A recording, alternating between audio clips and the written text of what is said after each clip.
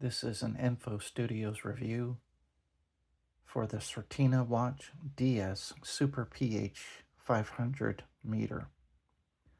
These are dive watches. I have both the orange and black dial versions. Get a close-up shot of that.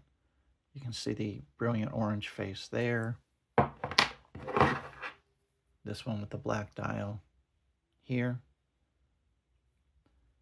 The case material is the 316L stainless steel. The case size, 43 millimeter in diameter. Lug width, 20 millimeter, which is for the strap. That's a very good size for strap swapping. Thickness is 14.95, a little on the thicker side, but very workable.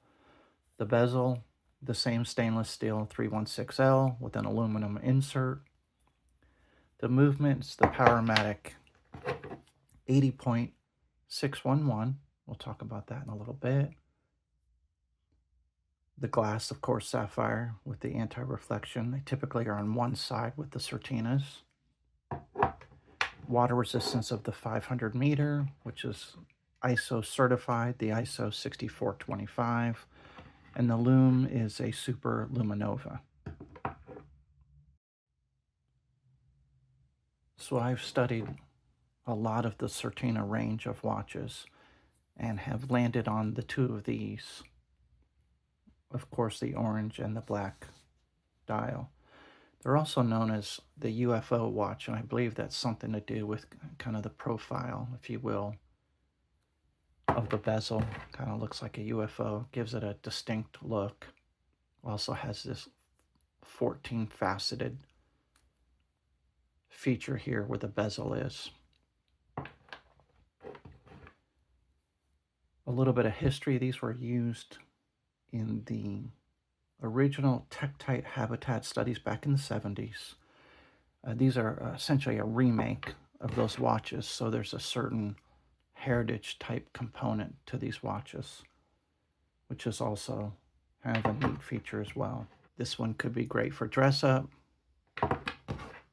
great for the weekend, outdoor sporting.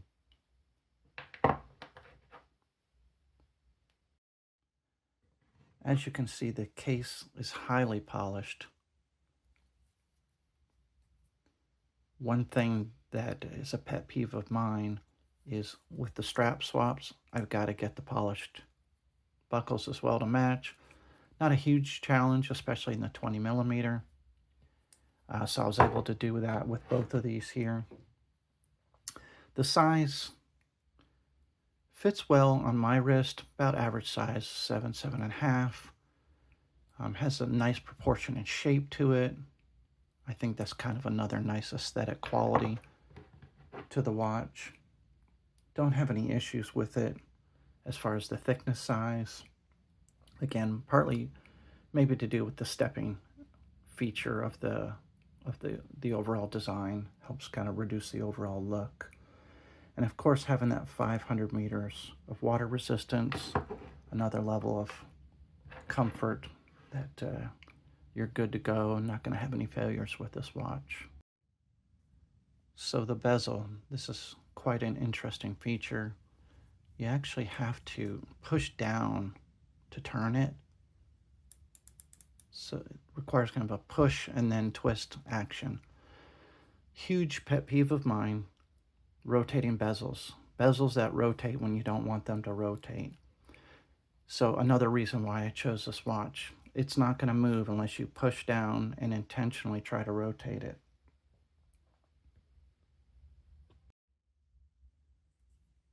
Again, you can see here that 14 facet design. There's a geometric term for it. I don't know what it is, but a really unique look. It gives a lot of depth to the watch as well. Definitely not a flat watch, so there's a lot of interest in having that additional depth. The movement, as we mentioned before, is the Powermatic 80, and from the research I've done, it's the 80.611, which essentially means it has this metal escapement. There's, I think, 3 levels. There's a lower level that has the plastic component. the mid-level, which is this one, which has the metal, and then there's a higher level, which I think is the silicone. But for me, that's satisfying enough. You get the 80 hours of power reserve.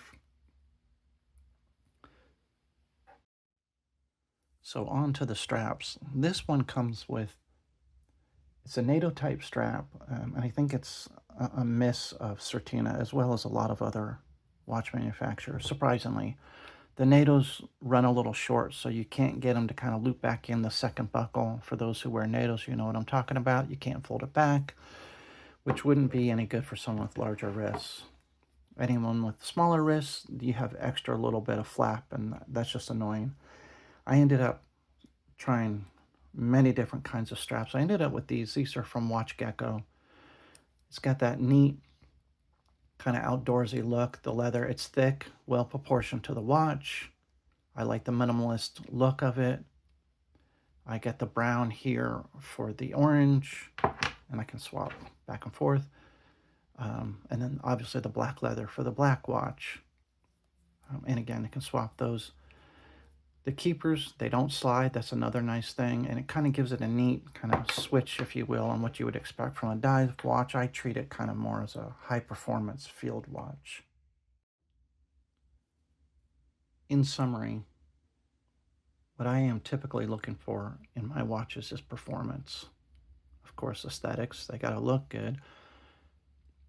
But there's three areas of concern. One is water resistance, and of course you get that here with the 500 meters. The other is impact resistance and anti-magnetic properties. So with the Certinas, this DS, it's the double security. It's a concept they implemented back in the late 50s, which provides protection for water resistance as well as impact. So they've been improving that technology ever since. And then, of course, you add in the movement, which is the Navicron hairspring that comes with the Powermatic 80. So it's naturally anti-magnetic. It's very resistant to temperature fluctuations and also provides additional impact resistance. So being able to meet all of this criteria and be aesthetically pleasing, very wearable in numerous situations, I am quite pleased with both of these and definitely worthy of my collection. This one's probably my favorite though, between the two. Just a little bit more eye-catching with the orange. Well, I hope you enjoy. Thank you.